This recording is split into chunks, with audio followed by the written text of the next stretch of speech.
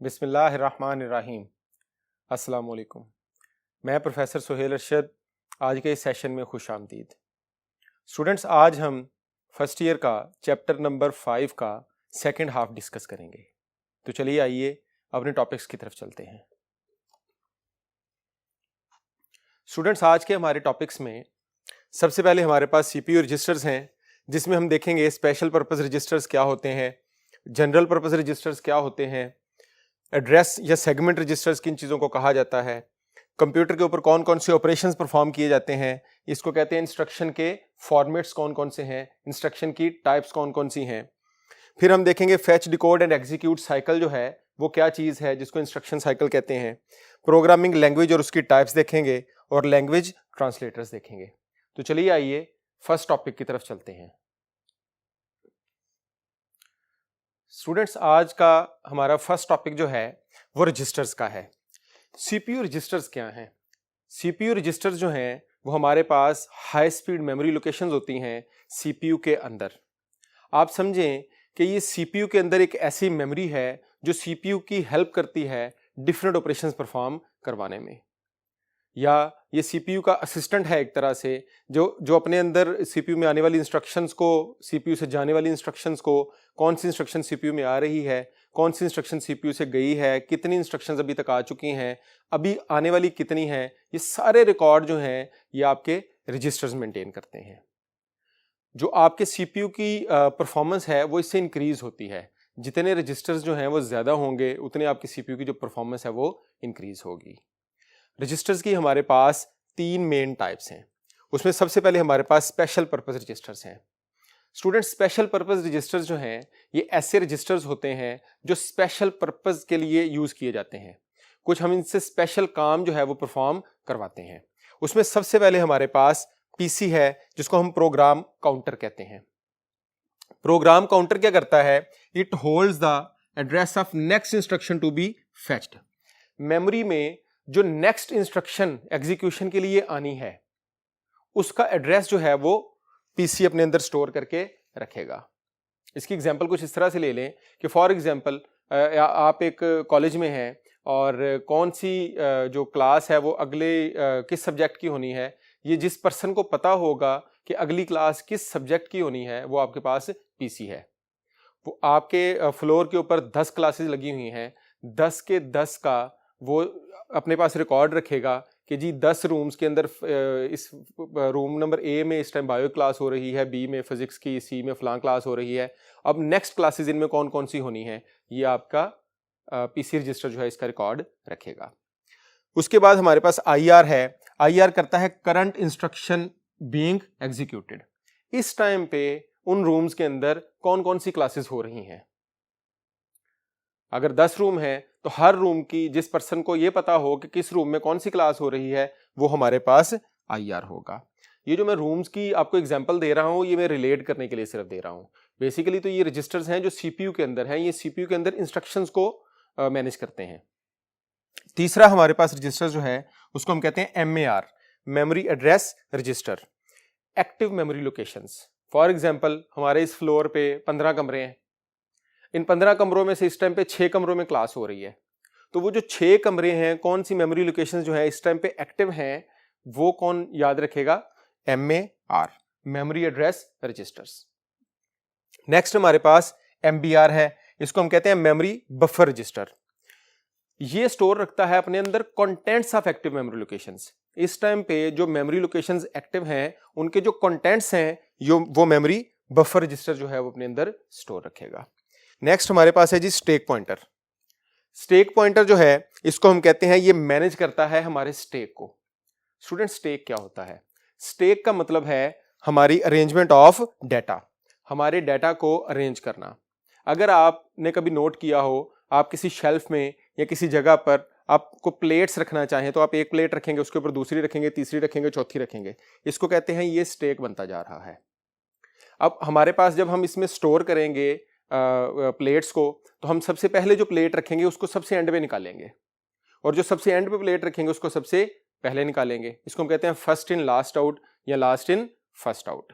या एक गोदाम की एग्जांपल ले लें कि उस गोदाम के अंदर आप बोरियां रखते जा रहे हैं, रखते जा रहे हैं, रखते जा रहे हैं, तो उसमें उस गोदाम में जो आपने सबसे पहली बोरी रखी वो सबसे एंड पे जाके रखी थी और जो सबसे लास्ट बोरी रखी वो सबसे पहले रखी हुई है। तो जब आप उस गोदाम से वापस निकालने लगेंगे तो आप फिलो या लिफो के तरीके से ही निकालेंगे, फर्स्ट इन लास्ट आउट या लास्ट इन फर्स्ट आउट इसको कहते हैं, कि जो सबसे लास्ट पे बोरी रखी गई है उसको पहले निकालेंगे। स्टूडेंट्स चलिए नेक्स्ट रजिस्टर्स पे चलते हैं। स्टूडेंट सेकंड जो हमारे पास रजिस्टर्स की टाइप है उसको हम कहते हैं general purpose registers. General purpose जो है ये हमारे अर्थमेटिकल, लॉजिकल और डाटा मूवमेंट के जो ऑपरेशंस होते हैं उनको परफॉर्म करवाने के लिए हम यूज करते हैं। इन रजिस्टर्स में AX, BX, CX, DX शामिल हैं। स्टूडेंट्स इनको याद करना बहुत आसान है। आप AX को देखें, वो एक्यूमुलेटर रजिस्टर है। A से अर्थमेटिक, वो अर्थमेटिक एंड लॉजिकल इंस्ट्रक्शंस को अपने अंदर स्टोर करता है। इसी तरह अगर आप B की बात करें तो B बेस लोकेशन, ये क्या करता है, जो आपके डाटा मूवमेंट के ऑपरेशंस होते हैं, एक जगह से दूसरी जगह डाटा मूव किया जाता है, उसके जो है वो बेस लोकेशंस जो है वो अपने अंदर स्टोर करता है। तीसरा हमारे पास CX है, काउंटर, ये काउंटिंग पर्पस के लिए लूप की तरह ये काम करता है और काउंटिंग पर्पस के लिए हम इसको यूज करते हैं। इसी तरह से हमारे पास DX है जिसको हम डाटा रजिस्टर कहते हैं, D फॉर डिवीजन, तो ये डिवीजन और मल्टीप्लिकेशन के लिए यूज होता है। अब ये जो DX है इसका जो साइज है वो 1 से लेकर 4 बाइट्स तक इनके हो सकते हैं। AX का भी इसी तरह से, BX का, CX का, DX का, इनके जो साइजेस हैं वो 1 से लेके 4 बाइट्स तक हो सकते हैं। अब अगर ये लिखा होगा AX तो इसका साइज होगा 2 बाइट्स। स्टूडेंट्स ये चीज आपने याद रखनी है क्योंकि MCQs के अंदर आपसे ये चीज पूछी जा सकती है। उसके बाद AX में फर्दर आगे 2 सब डिविजन होती हैं, AH और AL, ये 1-1 बाइट के होते हैं दोनों। और एक चीज आपने सिर्फ रट्टा मार लेनी है कि अगर किसी रजिस्टर के साथ हम E लगा दें, जैसे EAX, तो वो 4 बाइट्स का हो जाएगा। इसी तरह से EBX 4 का हो जाएगा, ECX 4 का हो जाएगा, EDX 4 का हो जाएगा। और इसी AX में से AH और AL जो हैं वो 1-1 बाइट के हैं और ये AX जो है उन दोनों से मिलकर बनाया तो ये 2 बाइट का है। स्टूडेंट्स चलिए थर्ड टाइप की तरफ मूव करते हैं। स्टूडेंट्स तीसरी हमारे पास जो रजिस्टर्स की टाइप है उसको हम कहते हैं एड्रेस और सेगमेंट रजिस्टर्स। जो एड्रेस और सेगमेंट रजिस्टर्स हैं ये स्टोर करते हैं address of the memory block of instruction being executed. जो इंस्ट्रक्शंस एग्जीक्यूट हो रही हैं उनके मेमोरी ब्लॉक्स के जो एड्रेस हैं वो ये रजिस्टर, जैसा कि उनके नाम से जाहिर है कि वो एड्रेस रजिस्टर्स हैं या सेगमेंट रजिस्टर्स हैं, तो ये वो स्टोर करते हैं। स्टूडेंट्स इसमें सबसे पहले हमारे पास CS है जिसको हम कहते हैं कोड सेगमेंट।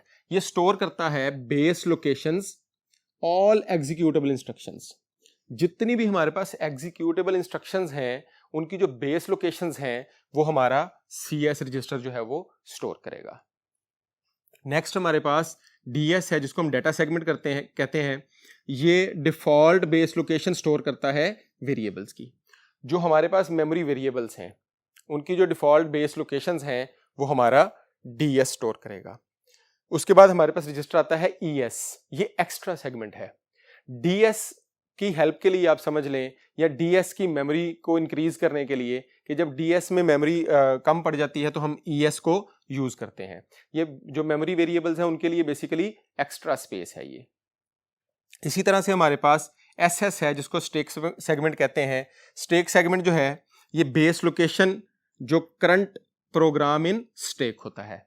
स्टूडेंट स्टैक हमने पहले देख लिया कि अरेंजमेंट ऑफ डाटा को कहते हैं, तो जो करंट प्रोग्राम इन स्टैक है उसकी जो बेस लोकेशन है वो हमारे पास SS यानी कि स्टैक सेगमेंट जो है वो स्टोर करता है।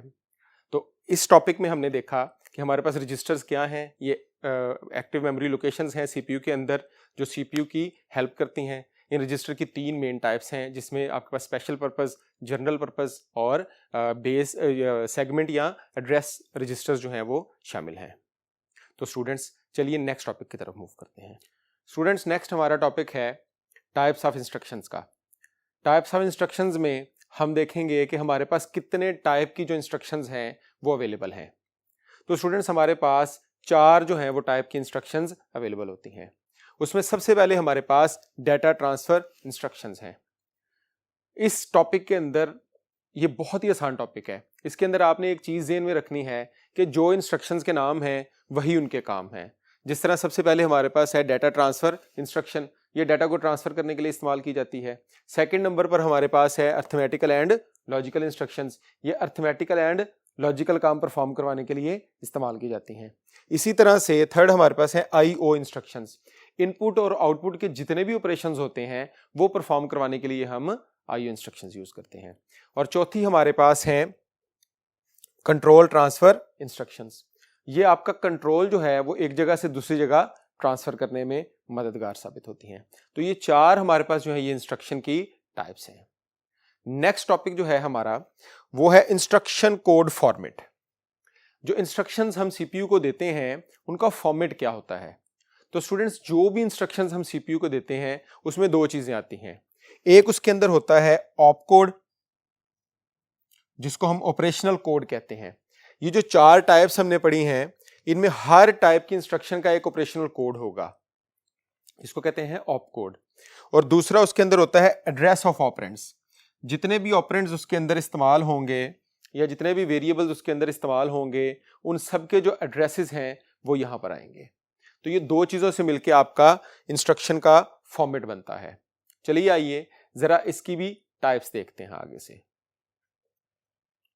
इंस्ट्रक्शन कोड फॉर्मेट में हमारे पास सबसे पहले जो है वो जीरो एड्रेस इंस्ट्रक्शन है। क्योंकि इसके नाम से जाहिर है कि इसमें जीरो एड्रेस है, इसमें कोई भी एड्रेस नहीं होगा, इसमें कोई ऑपरेंड नहीं होगा, तो इसका मतलब इसके अंदर सिर्फ और सिर्फ क्या आएगा? ऑप कोड आएगा। उसके बाद सेकंड हमारे पास वन एड्रेस इंस्ट्रक्शन है। वन एड्रेस इंस्ट्रक्शन के अंदर हमारे पास एड्रेस की एक फील्ड होगी, तो इसका फॉर्मेट कुछ इस तरह का बनेगा, ऑप कोड और एड्रेस। इसी तरह से टू एड्रेस इंस्ट्रक्शन जो है उसमें हमारे पास एक ऑप कोड होगा और दो जो हैं वो एड्रेस होंगे। इसमें हमारे पास ये ऐड, मल, मूव, ये सारी जो एग्जांपल्स हैं ये हमारे पास टू एड्रेस इंस्ट्रक्शन की एग्जांपल्स हैं। उसके बाद हमारे पास थ्री एड्रेस इंस्ट्रक्शन है, जिस तरह के उसके नाम से जाहिर है कि इसमें तीन एड्रेसेस होंगे, तो ये एक ऑपरेंड ऑप कोड होगा, फिर एक एड्रेस, फिर दूसरा एड्रेस और फिर तीसरा एड्रेस होगा। स्टूडेंट्स, ये जो थ्री एड्रेस इंस्ट्रक्शन होती है इसके अंदर चूंकि एक ऑप कोड के साथ तीन एड्रेसेस आते हैं तो इसकी वजह से जो हमारा प्रोग्राम है उसकी लेंथ बहुत बढ़ जाती है। तो अगर आपसे कोई पूछे कि कौन सी ऐसी इंस्ट्रक्शन है जो जिसकी जो लेंथ है वो सबसे ज्यादा होती है, तो वो हमारे पास थ्री एड्रेस इंस्ट्रक्शन होगी। नेक्स्ट जो हमारा टॉपिक है वो हमारे पास है fetch, decode and execute cycle. यहां पर हमारा इंस्ट्रक्शन कोड फॉर्मेट का जो टॉपिक है वो खत्म हो जाता है। नेक्स्ट जो हमारे पास फेच, डिकोड, एग्जीक्यूट साइकिल है, इसको हम कहते हैं ये इंस्ट्रक्शन साइकिल है कि एक इंस्ट्रक्शन हमारी जो है वो हार्ड डिस्क से स्टार्ट होकर वो किस तरह से मेमोरी में आती है, वहां से फिर आपके सीपीयू में जाएगी, सीपीयू से वापस मेमोरी में आएगी, ये सारे प्रोसेस को हम कहते हैं ये फेच, डिकोड, एग्जीक्यूट साइकिल है। तो हमें पता है स्टूडेंट्स कि जब भी हमने कोई इंस्ट्रक्शन जो है वो चलानी है तो हम सबसे पहले उसको मेमोरी पर लोड करते हैं। जब इंस्ट्रक्शंस मेमोरी पर लोड हो जाती हैं यहाँ पे, तो उसके बाद हमारा ये प्रोसेस स्टार्ट होता है। मेमोरी से लेकर इंस्ट्रक्शन को सीपीयू तक पहुंचने का जो प्रोसेस है उसको हम कहते हैं फेच करना। फिर सीपीयू के अंदर उस इंस्ट्रक्शन को डिकोड किया जाता है, फिर सीपीयू का ही एक पार्ट जो है वो उसको एग्जीक्यूट करता है और उसके बाद वो इंस्ट्रक्शन वापस जो है वो मेमोरी में स्टोर हो जाती है। चलिए आइए फेच, डिकोड और एग्जीक्यूट इनको जरा थोड़ी थोड़ी एलैबोरेट करके देखते हैं। स्टूडेंट, सबसे पहले हमारे पास है फेच इंस्ट्रक्शन। हमारे पास जो इंस्ट्रक्शन होती है मेमोरी से जब हम उसको सीपीयू में लाते हैं तो हम कहते हैं हम इंस्ट्रक्शन को फेच कर रहे हैं। उसके बाद जो आपका पीसी है, जो हमने रजिस्टर्स पढ़े थे, पीसी जो है वो आपका होल्ड करता है, आपका जो पीसी है वो फर्स्ट इंस्ट्रक्शन का जो एड्रेस होता है उसने अपने पास होल्ड किया होता है।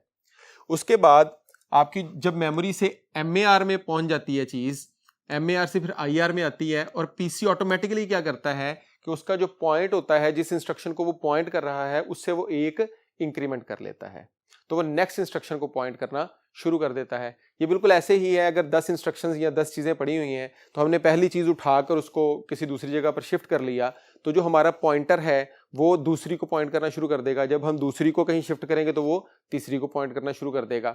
सिंपल इस प्रोसेस को हम कहते हैं ये फेचिंग का प्रोसेस है। दूसरे नंबर के ऊपर हमारे पास डिकोड आता है। डिकोड के अंदर हम एनालाइज करते हैं अपने ऑप कोड को, जो हमारा ऑपरेशनल कोड है कि ये इंस्ट्रक्शन जो है ये किस फॉर्मेट की है या ये इसकी टाइप कौन सी है, उसको हम एनालाइज करते हैं। तीसरे नंबर के ऊपर हम उन सर्किट्स को एक्टिवेट करते हैं जिन्होंने उस इंस्ट्रक्शन को चलाना होता है, और इस प्रोसेस को हम कहते हैं एग्जीक्यूशन ऑफ इंस्ट्रक्शन, इंस्ट्रक्शन को एग्जीक्यूट कर देना। तो हमारे पास फैच इंस्ट्रक्शन को मेमोरी से लेकर आना, डिकोड उसको उसकी डिकोडिंग करना, उसको उसका ऑप कोड जो है उसको एनालाइज करना, और तीसरे नंबर पर हमारे पास आती है उसकी एग्जीक्यूशन, जो हमारा रिक्वायर्ड जो उसके अंदर हमारे पास सर्किट्स होते हैं उनको एक्टिवेट कर दिया जाता है ताकि इंस्ट्रक्शन को चलाया जा सके। तो स्टूडेंट्स यहाँ पर हमारा जो है वो आपका फैच, डिकोड और एग्जीक्यूट का जो साइकिल है वो टॉपिक जो है वो कंप्लीट हो जाता है। चलिए नेक्स्ट टॉपिक स्टार्ट करते हैं। नेक्स्ट टॉपिक हमारे पास है प्रोग्रामिंग लैंग्वेज का। प्रोग्रामिंग लैंग्वेजेस का टॉपिक हम बार बार पढ़ चुके हैं। प्रोग्रामिंग लैंग्वेज क्या होती है? ये वे ऑफ कम्युनिकेशन है बिटवीन यूजर एंड कंप्यूटर। इसकी दो टाइप्स हैं, हाई लेवल लैंग्वेज और लो level language. High level language क्या है, लो लेवल लैंग्वेज क्या है, चलिए आइए नेक्स्ट बोर्ड पर देखते हैं। स्टूडेंट्स, हाई लेवल लैंग्वेज हमारे पास वो लैंग्वेज होती है जो ह्यूमन के करीब तरीन है, इंसानों के करीब तरीन है। The program written in high level language इंसानों के लिए समझना जो है वो आसान है। हाई लेवल लैंग्वेज में लिखे हुए प्रोग्राम को हम कहते हैं ये सोर्स कोड है। इसमें आपके पास सी प्लस प्लस, जावा, बेसिक, पास्कल, फोर्ट्रान, ये सारी की सारी जो एग्जांपल्स हैं ये हाई लेवल की हैं। हाई लेवल के लिए हमें ट्रांसलेटर्स रिक्वायर्ड होते हैं, ये इजी टू अंडरस्टैंड हैं। दूसरी हमारे पास है low level languages. Low level languages जो हैं ये इंसानों से ज़रा दूर होती हैं और मशीनों के ये करीब होती हैं। ये मशीनों के लिए समझना भी आसान है, अंडरस्टैंड करना आसान है। लो लेवल लैंग्वेज में लिखी हुई इंस्ट्रक्शंस को हमें समझने में आसानी नहीं होती, वो हमारे लिए मुश्किल है। लो लेवल लैंग्वेज की दो टाइप्स हैं, एक को हम कहते हैं मशीन लैंग्वेज जो कि कंप्यूटर की नेटिव लैंग्वेज है, मादरी जुबान है उसकी, इसमें लिखे हुए कोड को हम कहते हैं ऑब्जेक्ट कोड।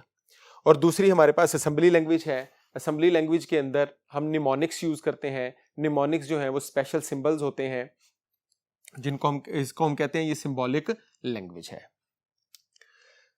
जब हम लैंग्वेज की बात करते हैं तो हम प्रोग्राम लिखते हैं हाई लेवल लैंग्वेज में, कंप्यूटर को समझ आता है लो लेवल लैंग्वेज में। तो हमारा अब हाई लेवल से लो लेवल में ट्रांसफर करने के लिए हम यूज करते हैं लैंग्वेज ट्रांसलेटर्स। जो लैंग्वेज ट्रांसलेटर्स हैं ये आपकी हाई लेवल लैंग्वेज को लो लेवल लैंग्वेज में कन्वर्ट कर देते हैं। इसमें हमारे पास 3 ट्रांसलेटर्स हैं। उसमें सबसे पहले हमारे पास असेंबलर है। असेंबलर क्या करता है? असेंबली लैंग्वेज को मशीन लैंग्वेज में कन्वर्ट करता है। जो निमोनिक्स, जो इंग्लिश लाइक सिंबल्स लिखे हुए हैं असेंबली लैंग्वेज के अंदर, उनको जो है वो मशीन लैंग्वेज में कन्वर्ट कर देता है। इसी तरह से दूसरे 2 ट्रांसलेटर्स हमारे पास हैं, कंपाइलर और इंटरप्रेटर। ये दोनों जो हैं ये सोर्स कोड को ऑब्जेक्ट कोड में बदलते हैं। लेकिन फर्क ये है कि कंपाइलर जो है वो सोर्स कोड को ऑब्जेक्ट कोड में एज अ होल बदलता है, और जो इंटरप्रेटर है वो स्टेटमेंट बाय स्टेटमेंट बदलता है। तो कंपाइलर की डेफिनेशन हमारे पास बनेगी, compiler is a translator that translates high level language into low level language as a whole, और interpreter is a translator that translates high level language into low level language line by line और statement by statement. तो students, ये आज के topics थे जो यहाँ पर कंप्लीट हो जाते हैं। चलिए आइए कुछ MCQs डिस्कस करते हैं इन टॉपिक्स से रिलेटेड। स्टूडेंट्स, एक MCQ आपकी स्क्रीन पर नजर आ रहा है। Which register holds the address of next instruction to be fetched for execution? कौन सा इंस्ट्रक्शन, कौन सा रजिस्टर जो है वो next instruction to be executed, जो अगली इंस्ट्रक्शन फैच होनी है, उसका जो एड्रेस है वो अपने अंदर होल्ड करता है। तो हमने ये पढ़ा था कि ये PC का फंक्शन है। नेक्स्ट MCQ है the order of stack is. Stack का जो ऑर्डर है, हमने पढ़ा था कि जो स्टेक का ऑर्डर है वो फिलो या लिफो होता है, फर्स्ट इन लास्ट आउट या लास्ट इन फर्स्ट आउट। तो इसमें आपके पास लिफो बीटा जो है वो इसका करेक्ट आंसर है। फिफो जो फर्स्ट इन फर्स्ट आउट है ये यहाँ पर डिस्कस नहीं किया हमने। जो गिगो है या फिगो है ये भी दोनों डिस्कस नहीं किए। नेक्स्ट हमारे पास है the temporary storage area with in CPU is called. CPU के अंदर जो टेम्परेरी स्टोरेज एरिया होता है उसको हम क्या कहते हैं? तो हम जानते हैं कि सीपीयू के अंदर एक ही मेमोरी है जिसको हम रजिस्टर्स कहते हैं, और ये सबसे फास्ट मेमोरी है। Students, next MCQ, what happens first when CPU executes an instruction? जब सीपीयू किसी इंस्ट्रक्शन को एग्जीक्यूट करता है तो इनमें से कौन सा काम सबसे पहले होता है? तो हमें पता है कि सबसे पहले जो है वो फेच किया जाता है, उसके बाद डिकोड किया जाता है और उसके बाद एग्जीक्यूट किया जाता है।